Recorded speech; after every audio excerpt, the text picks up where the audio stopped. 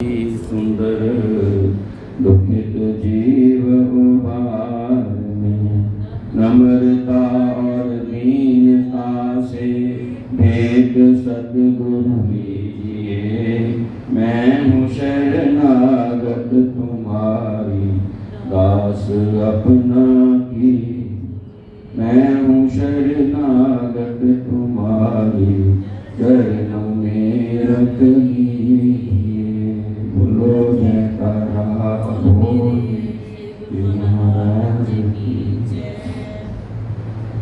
कबीर सोया क्या करे, जाग जाग उठ जाग। कबीर सोया क्या करे, जाग जाग उठ जाग। जाही के संग बिछुड़ा, ताही के संग लाग। बोलो जयकारा बोल मेरे श्री गुरु महाराज की, बोल साचे दरबार की जय। गुरुमुख प्यारी सज्जन मंडली जी, इसी प्रकार सन्मुख विराजमान श्री श्री सद्गुरुदेव महाराज जी के सुंदर सुंदर दर्शन दीदार करते हुए और अपनी रचना को पवित्र करते हुए, मन की सभी चित्त वृत्तियों को एकाग्र करते हुए बड़े ही प्रेम और मीठे और ऊंचे स्वर में बोलो जयकारा श्री गुरु महाराज की जय। गुरुमुखो, आज का शुभ दिन, संक्रांति का दिन, सावन मास की पहली दिन वीरवार। और मेरे श्री गुरु महाराज की जय। आज के इस शुभ दिवस की, शुभ पर्व की, शुभ अवसर की सभी गुरुमुखों को श्री सद्गुरुदेव महाराज जी की तरफ से, परम पूज्य श्री बड़े भाई जी महाराज की तरफ से, परम पूज्य श्री छोटे भाई जी महाराज जी की तरफ से लाखों लाख बधाई।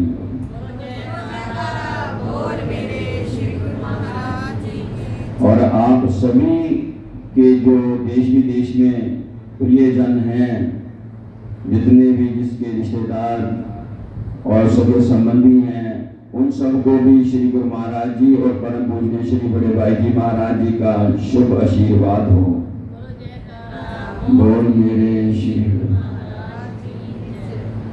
सावन का मास बहुत पवित्र महीना है। इस महीने में सभी जीवात्माओं के बारे में अभी सत्संग में आया है कि जो जीवात्माएं मालिक के नाम का हार बनाकर अपने आप के गले में पहना लेती हैं, उनका पूरा जीवन सुखमय हो जाता है और वे अपने लक्ष्य को प्राप्त करते हैं। श्री बाबा नानक देव साहब महाराज जी भी यही फरमाते हैं कि जो जीवात्माएं प्रभु के चरणों के साथ जुड़ती हैं तो मैं उनके बलिहार जाऊं। इसमें ये बताया गया है कि जो जीवात्मा है उसको पत्नी का दर्जा दिया गया है और परमात्मा को, ईश्वर को पति का दर्जा देते हुए यही कहा गया है कि जो पत्नी रूपी जीवात्मा परमात्मा के नाम में संलग्न रहती है और विषय विकारों से दूर रहती है और नाम के सिमरन के साथ जुड़ी रहती है, उसका लोक और परलोक दोनों ही संवर जाते हैं। सो गुरुमुखो, पूर्ण संत सद्गुरु की चरण शरण ग्रहण करने के उपरांत उनके हुक्म में रहना, ये सबसे बड़ा जीवन का लक्ष्य होता है। और हुक्म आप सब जानते हैं कि सिमरन और ये पांचों नियम हैं। जो भी गुरुमुख पांचों नियम निभा रहा है, श्री आज्ञा अनुसार सिमरन कर रहा है, उसका तो कल्याण ही कल्याण है, क्योंकि सद्गुरु उसके जिम्मेवार हैं। बोल मेरे श्री गुरु महाराज की जय। गुरुमुखो, दो तरह से बात होती है, दो तरह की भक्ति होती है। एक होती है कि जो खुद कहता है कि 2 घंटे सिमरन करो और वो खुद ना करता हो तो उसको कहने का अधिकार भी नहीं होता। जैसे श्री गुरु महाराज जी अमर ज्योति में तीसरी पातशाही जी का सत्संग आप लोगों ने सुना। एक गुरुमुख ने शंका की कि हमको तो ये कहते सिमरन करो, तो खुद तो है सारा दिन रात सारी रात सोते रहते हैं, दिन को जागते रहते हैं, आप कब सिमरन करते हैं?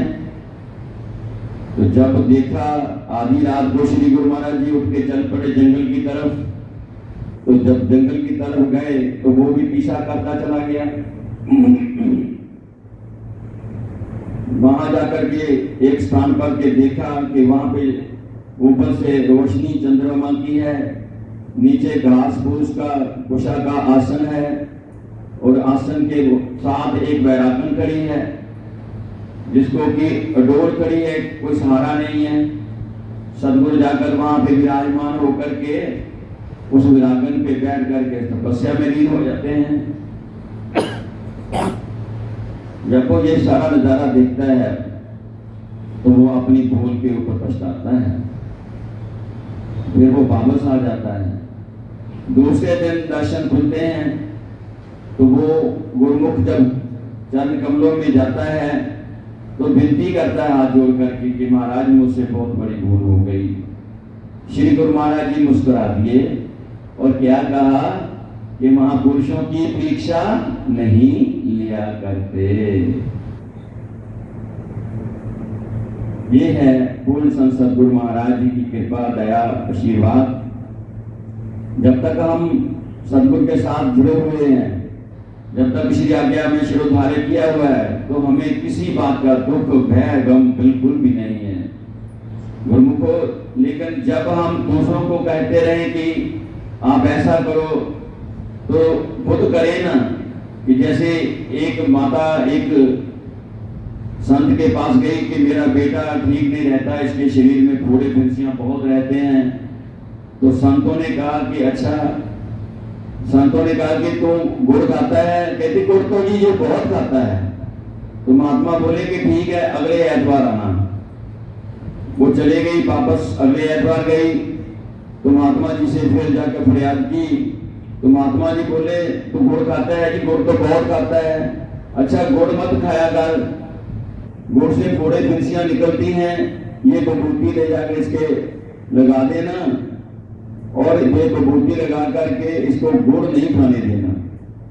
तो वो माता बोली कि महाराज अगर ऐसी बात थी तो पिछले एतवार ही कह देते कि इसके विभूति लगाने के लिए दे देते और कह देते कि गुड़ मत खाया कर, इतनी बात सी थी। तो महात्मा जी बोले कि उस समय तो गुड़ मैं खुद खाता था, 1 हफ्ता मैंने गुड़ छोड़ा, गुड़ खाने को छोड़ने का प्रयास किया, अभ्यास किया, तब जाकर मैं ये कहने वाला बना कि गुड़ मत खाया कर। एक गुजरी एक नदी पार करके दूध लेके जाया करती थी एक ब्राह्मण के लिए। ब्राह्मण जी कथा किया करते थे, ब्राह्मण जी कथा किया करते थे। तो ब्राह्मण जी कथा में ये कहते हैं कि जो राम का नाम लेते हैं, राम नाम लेते हैं, वो भवसागर पार हो जाते हैं। तो वो लड़की दूध देकर के जब वापस चली, कथा उसने सुनी, दूध देकर वापस चली, जब नदी पार करने लगी वो बेड़ी में आया करती थी, दूध लेकर के बेड़ी में जाया करती थी। जब वो बेड़ी पे वापस जाने लगी तो उसके मन में भाव आया कि पंडित जी कह रहे थे कि राम नाम जो है वो भवसागर से पार कर देता है, तो ये तो एक नदी है, तो क्या मैं देखूं राम नाम का उच्चारण करके। उसने आंखें मिट्टी अपनी बिजली और भगवान राम की तरफ ध्यान दिया, भगवान राम का नाम जपने लगी। राम राम करती हुई जब जा रही है, जब मध्य में गई तो डूबने लगी, गर्दन तक पानी आ गया, नाक तक पानी आ गया, सिर में डूब गया, पर उसने राम नाम नहीं छोड़ा।